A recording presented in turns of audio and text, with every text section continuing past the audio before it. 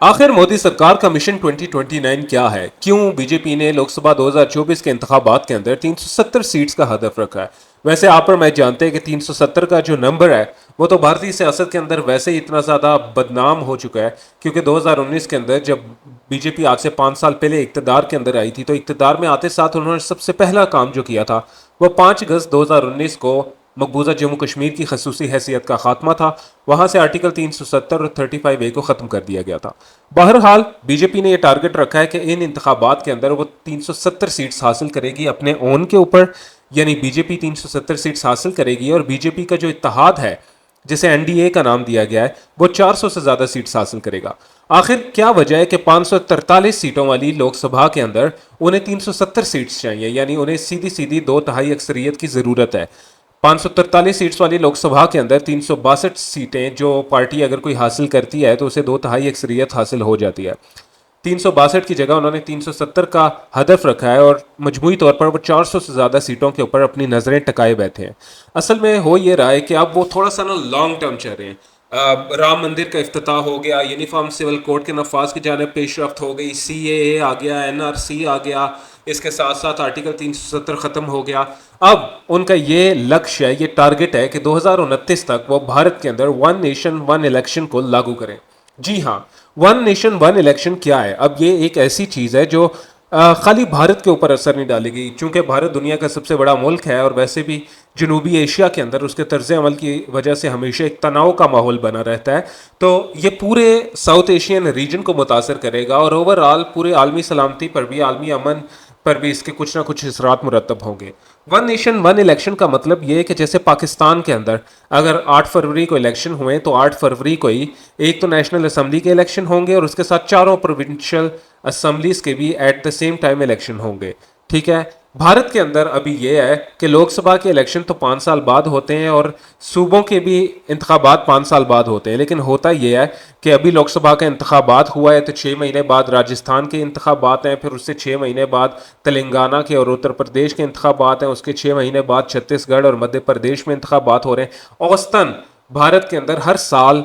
5 से 7 राज्यों के अंदर चुनाव होता है, यानी 5 से 7 रियासतों के अंदर इंतखाबात का इनेकाद किया जाता है। इसका तो यह मतलब है कि भारत के अंदर हर वक्त ही इंतखाबात हो रहे होते हैं। जाहिर सी बात है, साल के 12 महीने किसी न किसी स्टेट के अंदर इंतखाबी सरगर्मी चल रही होती है और उस इंतखाबी सरगर्मी का असर यह पड़ता है कि पूरे भारत के अंदर, उनकी मीडिया के अंदर, उनकी सियासत के अंदर उसी इंतखाबात की वजह से सियासत गरमाई रहती है। इसी वजह से पाकिस्तान बैशिंग या मुस्लिम बैशिंग का फैक्टर भी वहाँ पर इंतखाबात के अंदर ज़रूरत से ज़्यादा उतर आया है। अच्छा हुआ ये कि मोदी सरकार ने, यानी बीजेपी ने, जो इनके साबिक सदर थे रामनाथ कोविंद, उनकी सरबराही में एक कमेटी का गठन किया था, कमेटी बनाई थी। कमेटी का काम यह था कि वो पूरे भारत के अंदर एक ही वक्त पर तमाम सूबाई रियासतों और लोकसभा के चुनाव कराने के हवाले से हिकमत अमली तय करे। इस कमेटी ने 191 दिन के बाद अपनी रिपोर्ट जो है वो राष्ट्रपति यानी इंडियन प्रेसिडेंट द्रौपदी मुर्मू को पेश कर दी। इस के अंदर बहुत अहम बातें की गई हैं। पहली बात तो ये कि आपको मैं कुछ फैक्ट्स बताता चलूं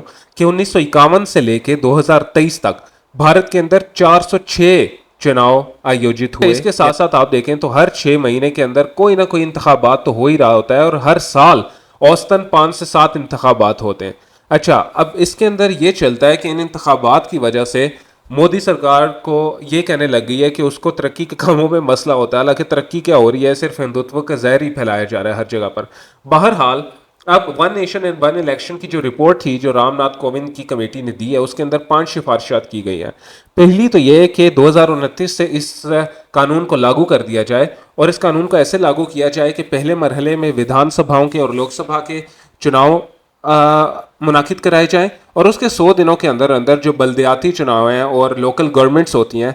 उनके भी चुनाव करा दिए जाएं और एक तरह से 5 साल के टेन्योर के लिए इंतखाबी अमल से फारग हो जाया जाए। अच्छा, उसके साथ दूसरी ये कि अब इसके अंदर मसला ये आएगा कि अगर 2029 के अंदर इसको लागू किया जाएगा तो बिलफर्ज अगर 2027 के अंदर उत्तर प्रदेश के अंदर इंतखाबात होते हैं तो उसका टेन्योर तो 5 साल का होगा, तो फिर वो क्यों कर 2 साल बाद अपनी हुकूमत जो भी पार्टी जीती हुई थी वो तोड़ेगी और वो आगे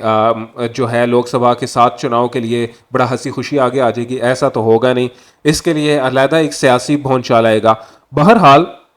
सिफारिशात के अंदर यह भी कहा गया है कि जिन रियासतों के अंदर 5 साल की मुद्दत से पहले, यानी अभी कहीं 5 साल के लिए इंतखाबात होते हैं और उससे पहले वो गिर जाती है सरकार, तो वहाँ पर दोबारा इंतखाबात ना कराए जाएं, बल्कि वहाँ पर एक नेशनल गवर्नमेंट ले आई जाए, सारी पार्टियों को, सारे स्टेक होल्डर्स को जमा किया जाए और उनकी एक नेशनल गवर्नमेंट बना दी जाए और उसे वहाँ पर बरसर इक़्तिदार लाया जाए। बहरहाल अब देखते हैं कि इंडियन कॉन्स्टिट्यूशन की रूह से इस वन नेशन वन इलेक्शन से क्या असरात मुरतब होंगे। पहली बात तो ये है कि अगर उन्होंने इसको लागू करना है तो उन्हें भारतीय संविधान के, यानी भारतीय आइन के आर्टिकल 83, 172 और आर्टिकल 325 के अंदर तरमीम करना होगी, और इन तीनों में तरमीम करके उन्हें एक नया आर्टिकल जिसे 324A का नाम दिया गया है वो आइन के अंदर जोड़ना पड़ेगा। अच्छा, उसके साथ अब रामनाथ कोविंद की जो कमेटी है उसने कहा है कि अगर लोकसभा के और सूबाई रियासतों के इंतखाबात भारत में एक साथ कराए जाएं तो इन इंतखाबात पर मजमूई तौर पर 4500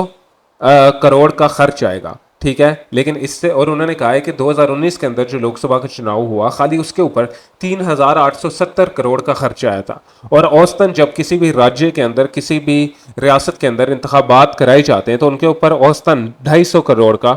करोड़ का खर्च आता है। तो वो एक मोदी सरकार ये भी प्ली ले रही है कि जी हम इकोनॉमी को बेहतर करने के लिए वन नेशन वन इलेक्शन की तरफ जा रहे हैं। हालांकि कांग्रेस की तरफ से, CPIM की तरफ से, ममता बनर्जी की तरफ से, आप की तरफ से, पंजाब के अंदर से TRS की तरफ से, RJD की तरफ से, JDU की तरफ से इसकी बहुत सख्त मुखालफत सामने आ रही है, और वो कह रहे हैं कि चूंकि भारत एक पूरी दुनिया है, वो एक मुल्क नहीं है, उसके अंदर डाइवर्स किस्म की सारी एथनिसिटीज़ हैं, कल्चर है, मज़हब है, सब चीज़ें, तो उसके अंदर इस तरह का कोई एडवेंचर किया नहीं जाना चाहिए। लेकिन सबसे अहम बात जो लोग नहीं जानते, जो आपको भी नहीं पता होगा, भारत के अंदर वो कहते हैं कि हमारी जो सारे सिस्टम है वो बहुत मजबूत है, लेकिन भारत के अंदर आज भी एक सिंगल वोटर लिस्ट नहीं है जो कि नेशनल हो, क्योंकि लोकसभा के जब इंतखाबात होते हैं तो वोटर लिस्टें अलहदा बनती हैं, और जब सूबाई रियासतों के इंतखाबात होते हैं तो वोटर लिस्टें अलहदा बनती हैं, और जो वोटर ID कार्ड्स होते हैं वो अलहदा होते हैं, और ना सरकार के पास सारे वोटर्स का डेटा है, ना सूबाई रियासतों के पास डेटा है। तो वो भी मोदी सरकार का कहना है कि अगर वन नेशन वन इलेक्शन लागू हो जाता है तो इस सूरत में एक ही वोटर लिस्ट बनेगी जो कि मुश्तरका होगी। लेकिन ये भी बहुत बड़ी बात है कि वो कहते हैं कि जी हमें न्यूक्लियर सप्लायर ग्रुप का मेंबर बनाया जाए, हमें सिक्योरिटी काउंसिल की मुस्तकिल सदस्यता यानी रुकनीत दी जाए, लेकिन वहाँ पर फिलहाल एक सिंगल वोटर लिस्ट भी मौजूद नहीं है। अब देखना ये कि ये लोकसभा चुनाव जो अभी 2024 में आने जा रहे हैं उनके नताइज बताएंगे कि जो बीजेपी इस तरफ पेशरफ्त करना चाह रही है, एक भारत के अंदर वो एक नए एडवेंचर की ताक में है, उसके क्या समरात जो हैं वो सामने आएंगे। इसी के साथ अपने दोस्त अब्दुल्ला शाद को इजाज़त दीजिएगा। आप देख रहे थे शार्ट टॉक, और अपने चाहने वालों का ख्याल रखें। आपके पास हाजिर होंगे किसी अगली ऐसी वीडियो के साथ जिसके अंदर ऐसे इश्यूज के ऊपर बात की जाए जिनके ऊपर बात किए जाने की ज़रूरत है। अल्लाह हाफिज़, नमस्ते।